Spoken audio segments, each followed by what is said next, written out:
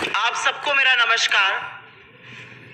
इस देश में सबसे अहम मुद्दा है नरेंद्र मोदी का हर कीमत पर गौतम अडानी को बचाने का कुत्सित प्रयास करना।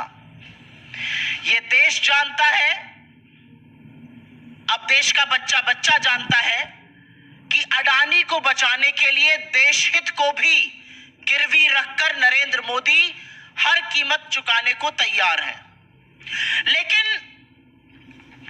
क्योंकि अडानी को बचाने के लिए स्वांग रचने में सबसे बड़ा स्वांग जॉर्ज सोरोस नाम के एक आदमी को लेकर रचा जा रहा है। बीजेपी के बददिमाग प्रवक्ता, अधकचरा ज्ञान लेकर घूमने वाले सांसद, अडानी की दलाली कर रहे उनके मंत्री कांग्रेस के खिलाफ जॉर्ज सोरोस को लेकर कुछ आरोप लगाते हैं। तो आरोपों का जवाब तो हम दे रहे हैं। आज हमारे कुछ सवाल है जॉर्ज सोरोस पर, और उसका जवाब नरेंद्र मोदी को, उनकी पार्टी को और उनकी सरकार को देना पड़ेगा। सत्ता में काबिज रहे आपको 11 साल हो गए। जॉर्ज सोरोस नाम का आदमी अगर भारत विरोधी गतिविधियां कर रहा है, अगर वो भारत की सरकार को अस्थिर करने की कोशिश कर रहा है, अगर वो एंटी एस्टैब्लिशमेंट प्रयास कर रहा है, तो उसका धंधा पानी हिंदुस्तान में आप बंद क्यों नहीं करते हैं? उसका धंधा पानी तो खूब फूल फल रहा है, पनप रहा है। उसको इस देश में ऑपरेट करने की इजाजत क्यों है? आप आदेश दीजिए, उसके सारे बिजनेस यहां पर बंद हो, उसकी फंडिंग बंद हो। स्टार्टअप में फंडिंग है, किसानों को फंडिंग है, स्टूडेंट को फंडिंग है, छोटे छोटे बिजनेसेस में उसकी फंडिंग है, वो फंडिंग बंद करवाइए। आप सिर्फ लफ्फेबाजी करते हैं क्योंकि आपके पास कोई तथ्य नहीं है, और अगर तथ्य होता तो अभी तक आप जॉर्ज सोरोस पर प्रतिबंध लगा चुके होते हिंदुस्तान में।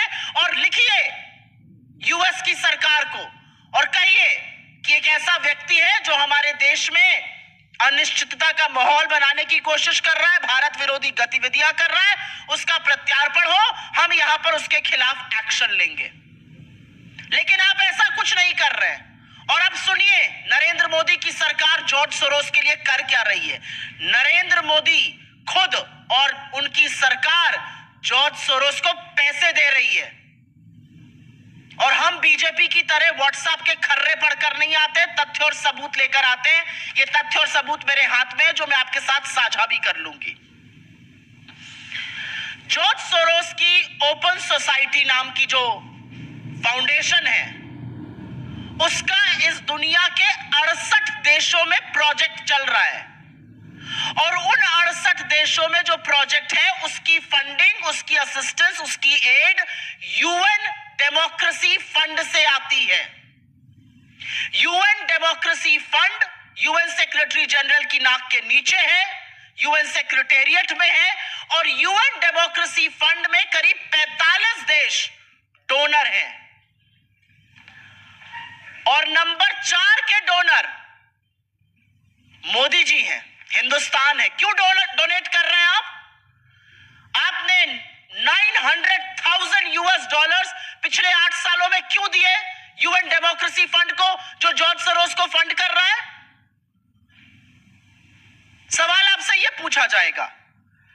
सवाल पूछा जाएगा कि जो 7 बड़े डोनर हैं यूएन डेमोक्रेसी फंड में, उसमें जापान है, अमेरिका है, ऑस्ट्रेलिया है, जर्मनी है, इंडिया है, स्पेन है और कतर है।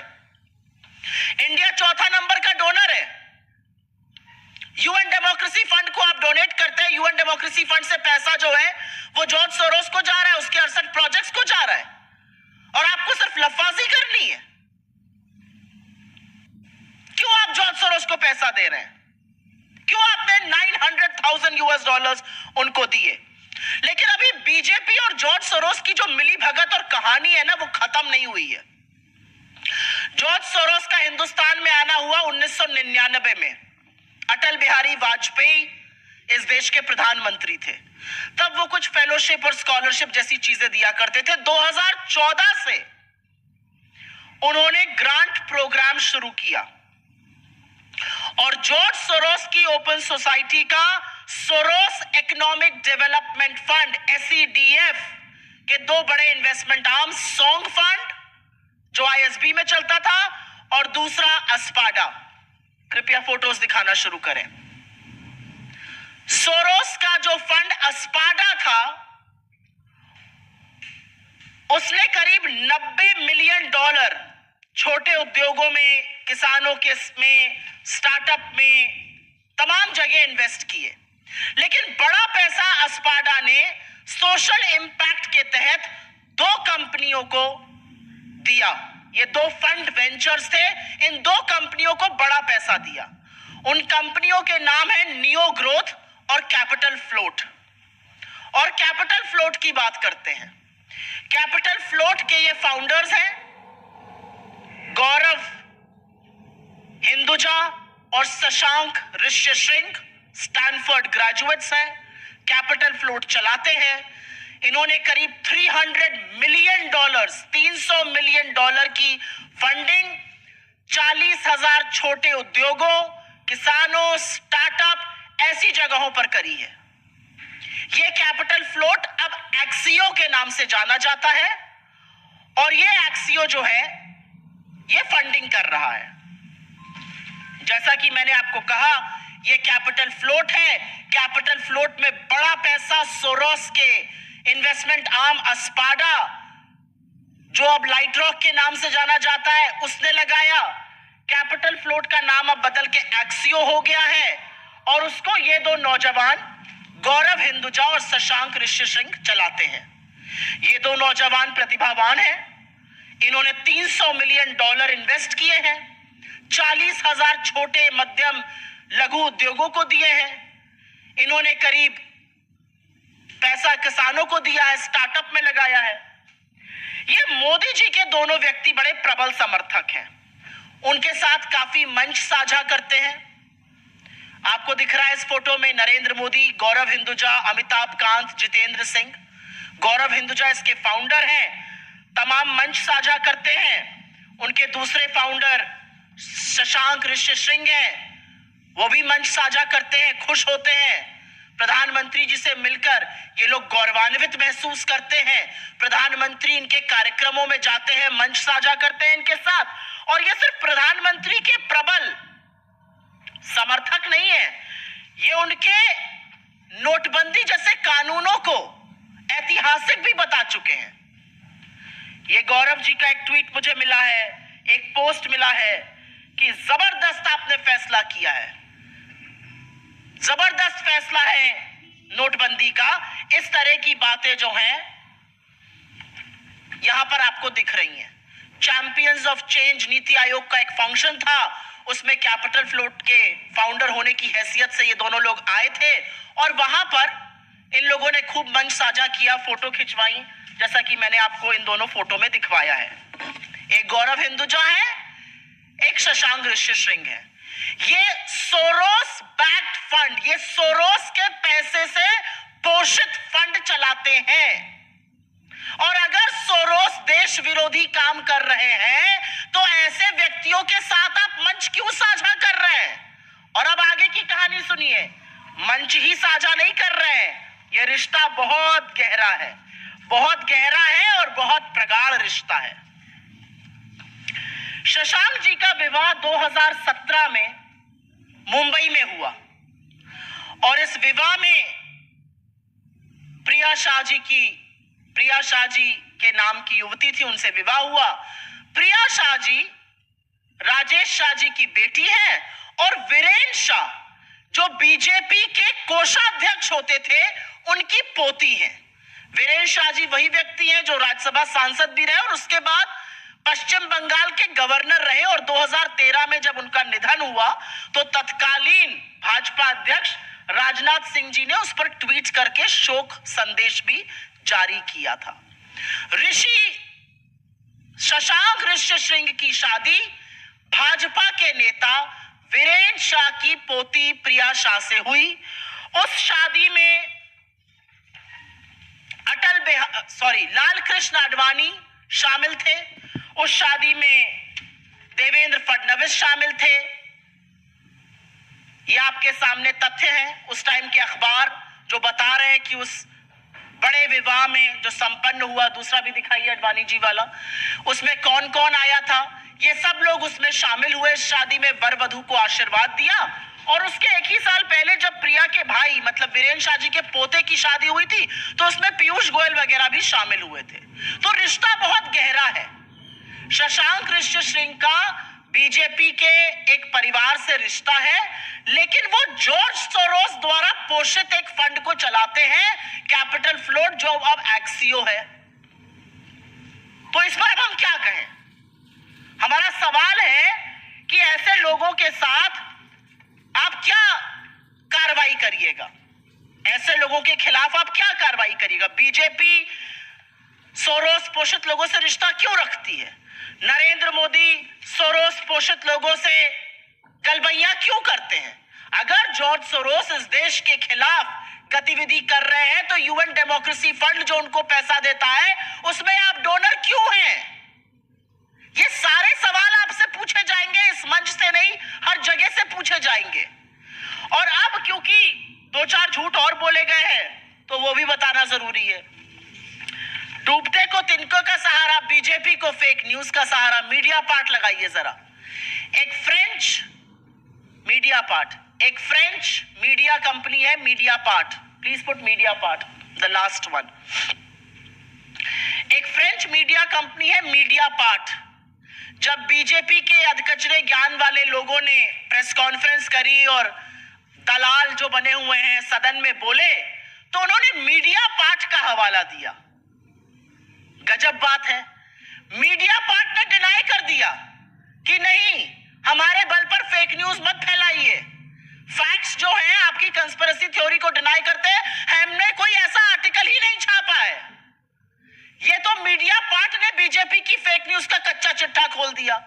लेकिन मीडिया पार्ट के कच्चा चिट्ठा खोलने से पहले हमारा एक सवाल है, मीडिया पार्ट का आपको बड़ा सहारा मिल रहा है, मीडिया पार्ट के बलबूते पर आप फेक न्यूज फैला रहे थे। अगर मीडिया पार्ट आपके लिए इतना विश्वसनीय है तो ये बताइए, जब ये राफेल का खुलासा करता है तब इसके खिलाफ प्रेस कॉन्फ्रेंस क्यों कर रहे थे? तब क्यों कह रहे थे ये भारत विरोधी साजिश रच रहा है, षड्यंत्र रच रहा है? खैर अब तो दूध का दूध और पानी का पानी हो गया है, करारा तमाचा आपके मुंह पर पड़ा है। मीडिया पार्ट ने बोल दिया है हमारा कोई ऐसा आर्टिकल ही नहीं है, हमारे बूते पर फेक न्यूज फैलाना बंद करिए। ठीक वैसे ही जैसे अमेरिका ने आपके मनगढ़ंत जो आप आरोप फैला रहे थे अडानी को बचाने के लिए, जो आप राष्ट्र हित को गिरवी रखकर हमारे संबंध बिगाड़ने की कोशिश कर रहे थे अमेरिका से, और कह रहे थे अमेरिका कर रहा है ऐसा, अमेरिका ने भी कह दिया हमने ऐसा कुछ नहीं किया है। लेकिन एक ऑर्गेनाइजेशन है OCCRP, उसका बड़ा हवाला देते हैं, इसको हटा दीजिए, just go to the background. उसका बड़ा हवाला देते हैं OCCRP का। OCCRP के लिए ये लोग कहते हैं ये एक फंडेड पेपर है और ये भारत के खिलाफ साजिश कर रहा है। ये भारत के खिलाफ साजिश नहीं कर रहा है, ये अडानी की कलई खोल रहा है, ये अडानी की बखिया उधेड़ रहा है।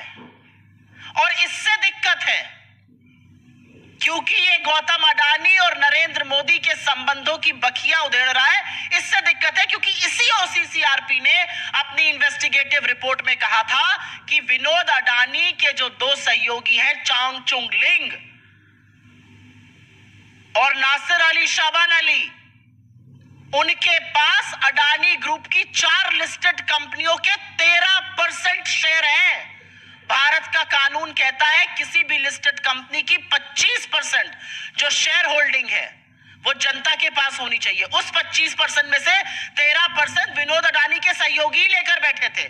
और इसी OCCRP की रिपोर्ट के बेसिस पर यह भी पता चला कि जब अडानी जी कोयला देश ला रहे थे और मोटा माल कमा रहे थे कोयले का दाम बढ़ा बढ़ाकर, जिससे किसानों का आ रहा है 50,000 की बिजली का बिल, उस कोयले का दाम बढ़ाने का काम इन्हीं चांगचुंग लिंग और नासिर अली शाबान अली ने किया और उसके बेसिस पर बिजली के दाम बढ़े। इसलिए OCCRP से दिक्कत है। OCCRP से इनको कोई दिक्कत नहीं। और और मैं तो ये पूछना चाहती हूँ, चलिए ओसीसीआरपी तो बता देता है हमें कौन फंड कर रहा है, आप बता दीजिए आपके पास पैसे कहां से आ रहे हैं। आप बताइए ना पीएम केयर फंड ने किसने पैसा दिया है। आप बताइए आपने चंदा दो धंधा लो में किस किस से पैसा लिया है, कैसे रेडें करवाई हैं, कैसे गोकशी की कंपनियों से पैसा लिया है। तो ये हो गई ओसीसीआरपी और मीडिया पार्ट की बात। फिर हम बात करते हैं विदेशी मीडिया पर आश्रित है कांग्रेस। ये बात सुनने में बड़ी मिलती है, सदन में भी ये बोलते हैं, टीवी डिबेट में भी अधकचरा ज्ञान लेकर जो आते हैं वो ये बोलते हैं। अच्छा, कांग्रेस विदेशी मीडिया पर आश्रित नहीं है और हमें किसी की जरूरत नहीं है आपको कटघरे में खड़ा करने के लिए, क्योंकि असलियत यह है कि आपकी अपनी कारगुजारी के चलते इस देश में आपने तबाही का माहौल बनाया हुआ है। लेकिन मैं आपके दोहरे मापदंड को देखते हुए दो सवाल पूछना चाहती हूं। अगर आपको विदेशी मीडिया से दिक्कत है तो जो मोदी जी के कसीदे पढ़ देते हैं उनको सारी पार्टी उछल कूद करके नतमस्तक करके शीर्षासन करके क्यों शेयर करती है। एक वो द गार्डियन को गलत समझ लिया, न्यू गार्डियन समझकर सबने लगा दिया। क्यों लगाया? मॉर्निंग कंसल्ट नाम की कोई कंपनी है, 200 लोगों का फीडबैक करके नरेंद्र मोदी को उन्होंने दुनिया का बड़ा अच्छा लीडर बता दिया। अरे सारी भाजपा, नरेंद्र मोदी से लेकर नड्डा और सारी भाजपा लग गई उसको प्रचारित करने में। क्यों लग गई? ये तो विदेशी है। असलियत यह है कि अगर आपके लिए कोई विदेशी मीडिया अच्छा बोले तो बहुत बढ़िया हरिभजन होगा, और अगर बुरा बोले तो वो देश के खिलाफ साजिश है। तो ये मीठा मीठा गप और कड़वा कड़वा थूक तो नहीं चलेगा। एक और बात है, जब ये कहते हैं विदेशी एजेंडा है, मैं सुनकर हतप्रभ रह गई। हमें समझ में नहीं आया कि इसका जवाब भी क्या दिया जाए। इनके लोग बोलते बोलते ये बोल गए जातिगत जनगणना विदेशी मुद्दा है। इस देश का पिछड़ा, इस देश का आदिवासी, इस देश का दलित, इस देश का गरीब सामान्य वर्ग जातिगत जनगणना की मांग कर रहा है। आप भाग रहे हैं जातिगत जनगणना से और इसको आप विदेशी मुद्दा बताइएगा। आपका कहना है पेगासस, आपका कहना है हंगर इंडेक्स, आपका कहना है प्रेस फ्रीडम इंडेक्स, ये विदेशी मुद्दे हैं। ये कैसे विदेशी मुद्दे हैं? क्या यह सच नहीं है कि फोन के अवशेषों में, फोनों में पेगासस का अवशेष मिला?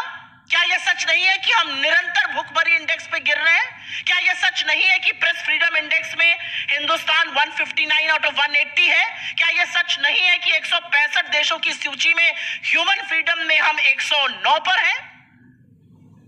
ये विदेशी एजेंडे हैं। विदेशी एजेंडा जो है वो देश को डिरेल कर रहा है, देश की इकोनॉमी को डिरेल कर रहा है। नहीं प्रभु, उसके लिए आप ही काफी हैं।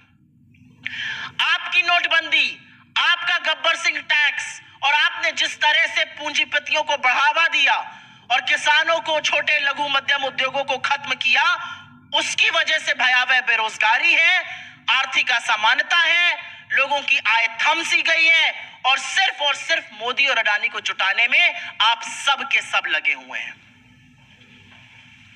अडानी को मोदी का रॉकफेलर बुलाना गलत है। बिल्कुल, ये एक सही बात कही। वो रॉकफेलर थोड़ी है, वो तोता है जिसमें मोदी की जान बसती है, उसको रॉकफेलर बुला रहे हैं हम लोग। गलत कह रहे हैं। अडानी मोदी का वो तोता है जिसमें जादूगर की जान बसती है, और इसीलिए तो अडानी को बचाने के लिए राष्ट्रहित को ही बलिदान नहीं कर रहे, सदन को भी गिरवी रख दिया है।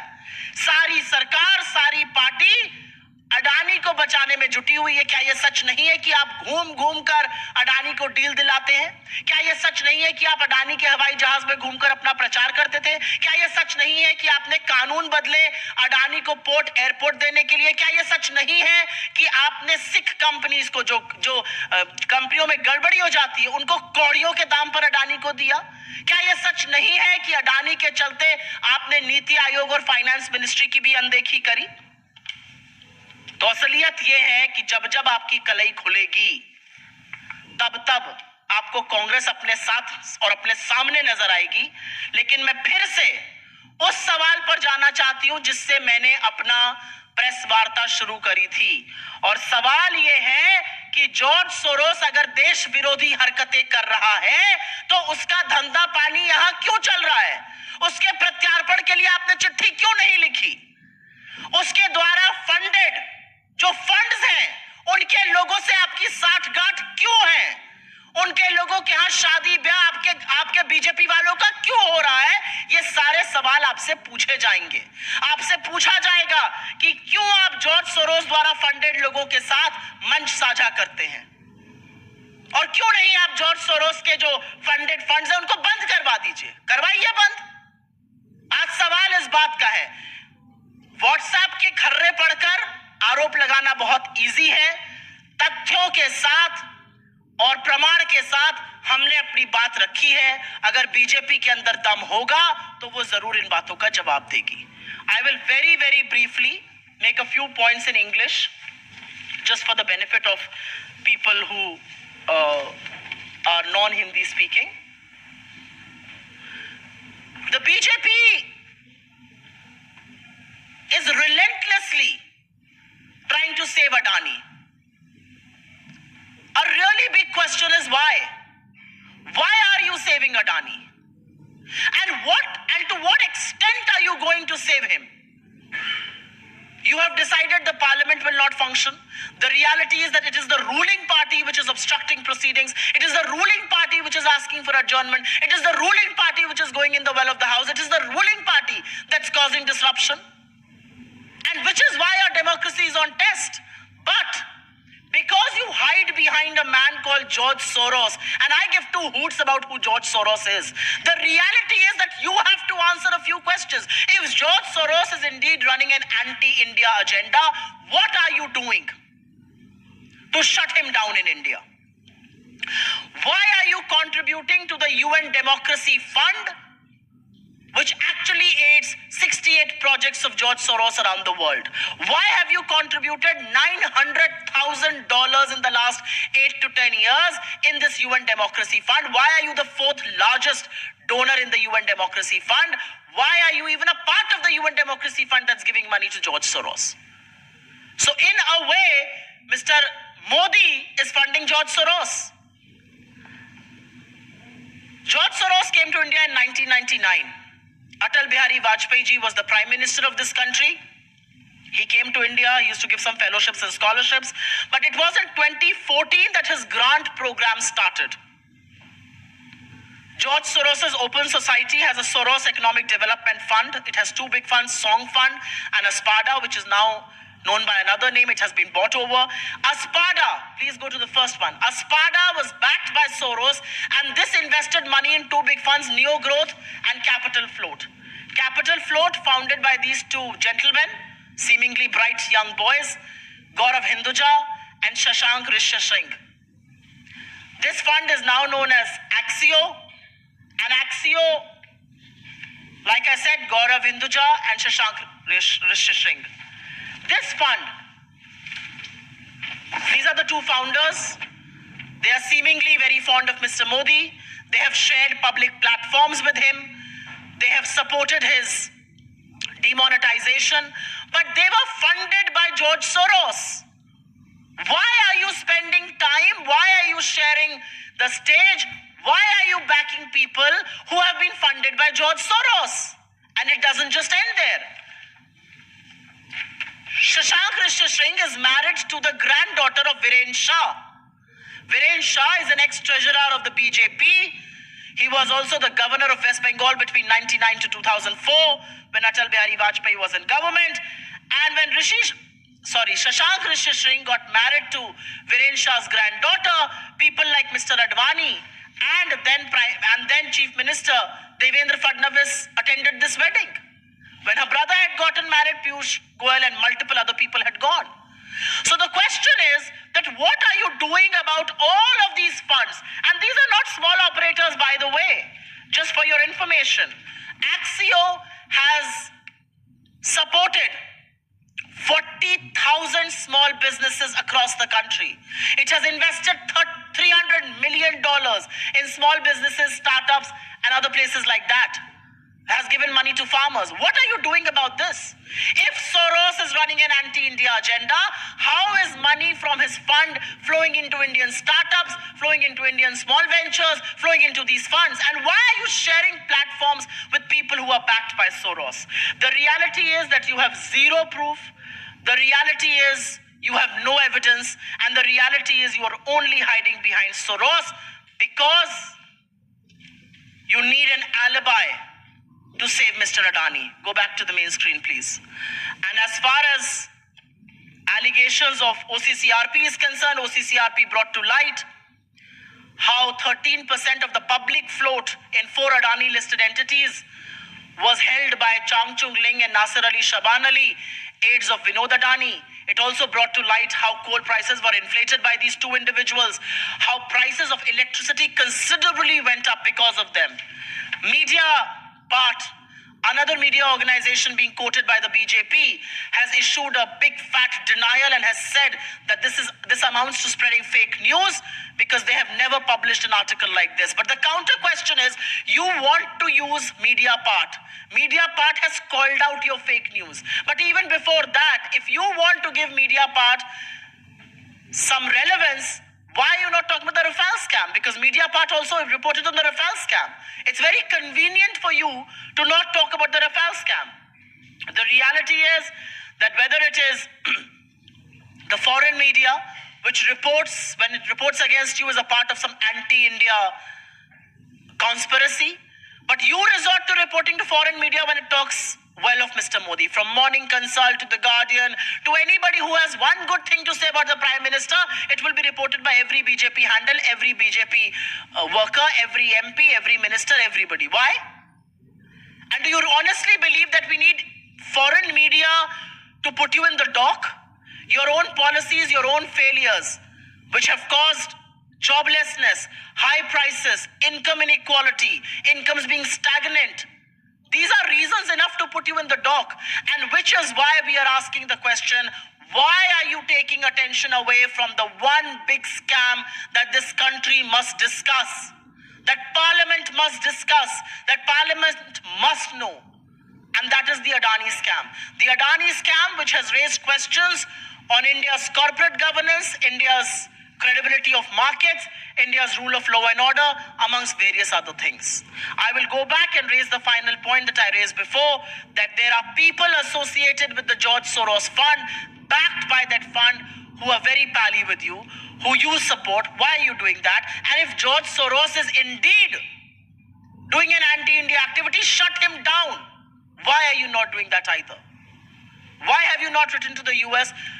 And why have you not asked for custody of George Soros? If he's running an anti-India agenda, have you taken any legal recourse? And the answer to that is a no, because they have no proof and they only want to divert from the issue that matters, and that is the Modi-Adani scam. आपके सवालों का स्वागत है. अगर आपके सवाल इससे प्रेरित रहे तो मैं शुक्रगुजार होंगी. जी हाँ, बताइए. Ma'am, like you have mentioned that you have all the facts with you. So now, will the opposition accept the demand of the BJP that there should be a discussion upon George Soros within the House?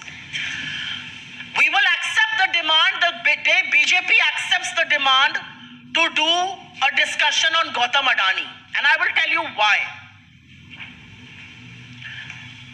BJP's allegations about George Soros, and I hold no brief for him, are unsubstantiated.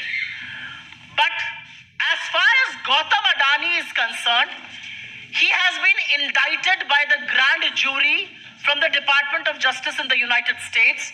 His deal stand cancelled by Kenya, both airport and power. His power deal in Bangladesh is being scanned and probed into by the Bangladesh. Sri Lanka is on watch as far as his power deal is concerned. He is facing protests in Israel and in Australia, and Switzerland has frozen accounts related to Gautam Adani. There are charges of wrongdoing, fraud, misgivings, and also bribery, for which he has been indicted by the grand jury. The SEC of the United States and FBI probed him for 2 years, and only after that were the warrants issued.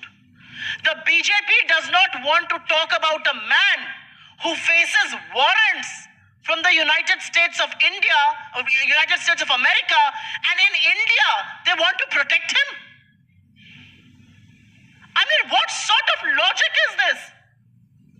And I'm sorry to say, I'm a little disappointed with media not raising this question. Here is a man who faces indictment, who faces a warrant on charges of fraud, on charges of corruption, on charges of bribery, and bribery paid to India officials and Indian politicians. And the government doesn't want to probe him. He has offered to settle with SEBI. Why? If there was no wrongdoing, why is he offering to settle with SEBI?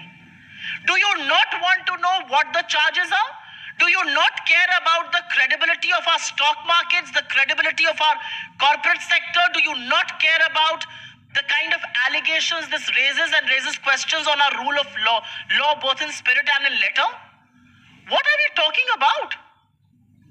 और इसका मैं हिंदी में जवाब जरूर दे देती हूं, और इसलिए देना जरूरी है क्योंकि बीजेपी के जो बातें हैं वो मनगढ़ंत है। गौतम अडानी के खिलाफ ये तो तथ्य है ना, ये कांग्रेस तो नहीं बोल रही है। 2 साल तक जांच हुई, एसईसी और एफबीआई ने मिलकर जांच करी, डिपार्टमेंट ऑफ जस्टिस की ग्रैंड जूरी ने वारंट इशू किया है अमेरिका में, और देशभक्ति के लिए वारंट इशू नहीं किया है। वारंट इशू किया है क्योंकि उनके खिलाफ जालसाजी के, हेराफेरी के और घूस देने के, भारत में घूस देने के आरोप है। उन पर कोई चर्चा नहीं करना चाहते, उनकी कोई जांच नहीं करना चाहते।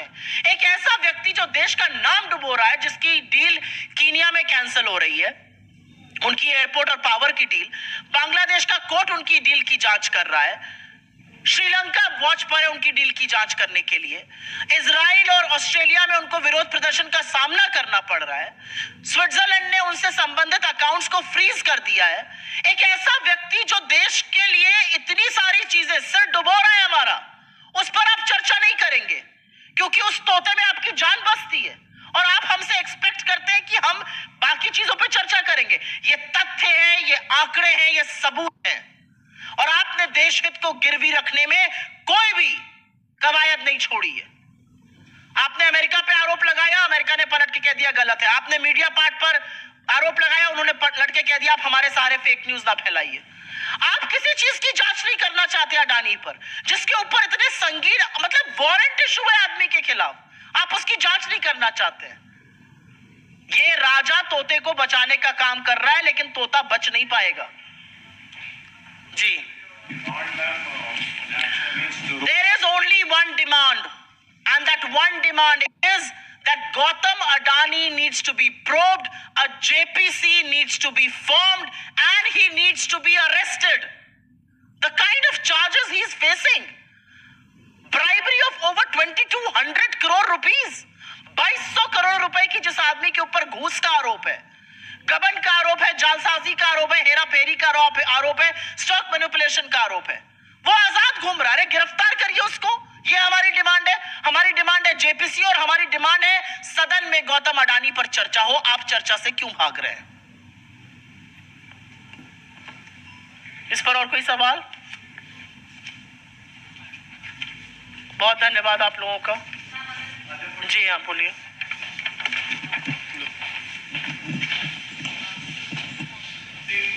हाँ, ये मेरा भी प्रेस कॉन्फ्रेंस चल रही है, आप लोग बीच में आ गए। हाँ Ma'am, your thoughts on opposition moves no confidence motion against Jagdeep Dhankar. I will briefly explain to you what happened in the house yesterday in Rajya Sabha, the house of the elders. The BJP got into the house, and under Rule 267 they gave an adjournment motion which was rejected by Shri Dhankar, India's Vice President and of course custodian of Rajya Sabha. This motion was rejected, and then between 11 and 11:40 and 12 and 12:14, he asked every BJP member to rise and speak. The Congress President, the leader of the opposition, Shri Kharge ji, the Deputy LOP, Shri Pramod Tiwari ji, our Chief Whip Jairam Ramesh ji, Digvijay Singh ji, senior members, all seasoned politicians got up and asked, under what rule are you allowing them to talk? And he did not listen to them. He just allowed them to speak. And this is not one day in the house, this is several days we see this. Every time a member of the opposition opens his mouth and utters the word Adani, he comes down on them like a ton of brick. Nothing will go on record. Nothing will go on record. Why will it not go on record? Every time the Congress president gets up to speak, you interject him, You expunge important portions of his speech. Why? Because he's a Dalit. And I will raise this question because you have a very, very partisan attitude in the House, and members in the House feel obliged to hold you to record. The kind of snidey remarks that you make, we forget about that. But you are responsible for conducting the House in a bipartisan way. You have just chosen not to do that. मैं इसका हिंदी में भी जवाब दे देती हूँ. राज्यसभा में आपने अविश्वास प्रस्ताव की बात करी. सभापति महोदय का जो व्यवहार है वो सबने देखा है. जिस तरह की बातें वो करते हैं सदन और सदन के बाहर, पूरी तरह से राजनीतिक, पूरी तरह से पार्टिजान, वो भी सबने देखी है. लेकिन मैं आपको कल का एक छोटा सा वाक्य बता देती हूँ. रूल 267 के अंतर्गत स्थगन नोटिस दी थी बीजेपी ने, और बीजेपी की इस नोटिस देने के बाद कुछ भी नहीं होना चाहिए था, क्योंकि ये नोटिस अस्वीकार कर दी थी धनखड़ जी ने. लेकिन धनखड़ जी ने उसके बाद 11 से 11:40 और 12 से 12:14 तक एक एक बीजेपी सांसद को उठवाकर बुलवाया. तो नेता प्रतिपक्ष और कांग्रेस अध्यक्ष श्री खड़गे जी ने, उपनेता प्रमोद तिवारी जी ने, चीफ विप जयराम रमेश जी ने, सीनियर मेंबर दिग्विजय सिंह जी ने खड़े होकर पूछा आप इनको किस रूल के तहत बुलवा रहे हैं, और इस पर उनका कोई जवाब नहीं था. उन्होंने कोई जवाब नहीं दिया इस पर, और वो उनको बुलवाते रहे. और जब नेता प्रतिपक्ष बोलने के लिए खड़े हुए तो उनको टोक देते हैं. अडानी का शब्द निकल जाए, nothing will go on record, चिल्लाने लगते हैं. राज्यसभा की जो प्रोसीडिंग्स है, लोकसभा भी पीछे नहीं है खैर, लेकिन राज्यसभा की जो प्रोसीडिंग्स है वो पूरी तरह से राजनीति से प्रेरित, पूरी तरह से नतमस्तक होकर बीजेपी के तहत चल रही है. और ऐसे में हमारे पास कोई चारा नहीं बचा है. किस तरह से उनको हम बोले कि आपका रोल बाईपार्टिजन है, आप बाईपार्टिजन एटीट्यूड भी दिखाइए. Ma'am, one question, as Tahir Hussain has joined AIMIM today, and his name has been announced by Asaduddin Owaisi to contest the upcoming elections in Delhi Assembly, as he was one of those person who were being accused in the 2020 Delhi riots. Such kind of person contesting election, what's the take of the Congress party regarding this? Why is he contesting elections? Which party is supporting him? And what will I know who is supporting him? I'm asking you a rhetorical question. Who is supporting him and why? Why is he being supported? What is this going to do? Whose hands is Mr. Owaisi playing in? And when I say B team of the BJP, people take a lot of offense. He himself takes a lot of offense. But who is he supporting? Whose agenda is he pushing by doing these things? I don't want to speak on more things like that because he's not a member of my party. I haven't given him the ticket. My party doesn't stand with people like that. But if Mr. Asaduddin Owaisi has decided to stand by him, what's his motive? Who is he supporting and why? And is it not playing into the BJP's ploy of polarization? That's a question all of you who keep meeting Mr. Owaisi inside and outside of Parliament should ask him. जी. हुमायूं है, विधायक हैं TMC के. उन्होंने ऐलान किया है कि मैं अगले साल तक बाबरी मस्जिद अपने इलाके में बनवाऊंगा. अब इन सब बातों का मैं क्यों जवाब दूं? वो एमएलए है या सांसद हैं, जो भी है, इसका जवाब टीएमसी दे. टीएमसी के सांसद है, मेरे सांसद तो है नहीं. Ma'am ji. Kiran Rijiju, Union Minister, has attacked Rahul Gandhi, and he said that all he has done is to create tamasha in the parliament, and then he goes abroad, enjoys his holiday. That's the allegation which Kiran Rijiju has made at Rahul Gandhi. Has Kiran Rijiju found time to attend parliament instead of putting his workout videos? Has Kiran Rijiju found time other than lifting weights to tell this country what is he up to? Has Kiran Rijiju found time to make parliament function? The reality is that the failure of the government is apparent in how parliament is not functioning. And what is tamasha? I would like to ask, what is tamasha? You are not allowing the discussion on Gautam Adani, a man who has been indicted, a man who faces various charges around the world, a man who's being probed by various nations across this world, a man who faces a warrant. You are not allowing a discussion there. Why? Because he's close to the Prime Minister. Because any discussion on Adani will amount to a discussion on Narendra Modi. And to attract people's attention, to catch their imagination, we are doing very innovative things. Your problem is that everything innovative that we are doing in Parliament, the show this. Whether it's wearing a mask or it's wearing a t-shirt which has a sticker of Modi and Adani, or it's carrying a bag, this is catching popular imagination. That's your problem. And ye tamasha kaise hai? When Atal Bihari Vajpayee comes in a bullock cart protesting against some nominal price rise in fuel, he was doing his democratic duty, and so are we. किरण रिजिजू के पास शायद व्यायाम वगैरह करने से आज वक्त मिल गया होगा, तो उन्होंने वक्तव्य दिया है। सरकार का सबसे बड़ी विफलता है कि सदन नहीं चल रहा है, और सदन में अवरोध बीजेपी बनी हुई है, बीजेपी सदन नहीं चल रही। हम तो जो अपना प्रदर्शन भी है वो सदन के बाहर कर रहे हैं, और ये डिमांड कर रहे हैं कि सदन चलाइए, और सदन के अंदर आके हम चुपचाप बैठ के सदन चलने का इंतजार करते हैं। हो हल्ला कौन कर रहा है? बीजेपी कर रही है। क्यों कर रही है? क्योंकि अगर हो हल्ला नहीं करेंगे तो मोदी और अडानी के ऊपर डिस्कशन करना पड़ेगा। अडानी का डिस्कशन मतलब मोदी का डिस्कशन। क्यों बचा रहे हैं उनको आप? असलियत यह है कि चाहे वो मास्क पहन के प्रदर्शन करना हो, या स्टिकर लगा के करना हो, या बैग लेके करना हो, दुनिया को पता चल गया है मोदी और अडानी एक है, और इसीलिए सेफ है। और मीडिया को भी, क्योंकि वो विजुअल्स अच्छे हैं, दिखाना पड़ रहा है। यह दिक्कत है रिजिजू जी की और उनकी पार्टी की। अगर आपके अंदर जरा सी भी नैतिकता और मर्यादा है, जो कि नहीं है, आपने वो बेच खाई है, उसको गिरवी रख के आप अडानी का बचाव कर रहे हैं। अगर जरा सी भी बाकी है तो गौतम अडानी पर डिस्कशन करा के दिखाइए। 1 घंटे के लिए डिस्कशन करवाइए, आप नहीं करवा पाइएगा। बहुत धन्यवाद आप लोगों का, शुक्रिया।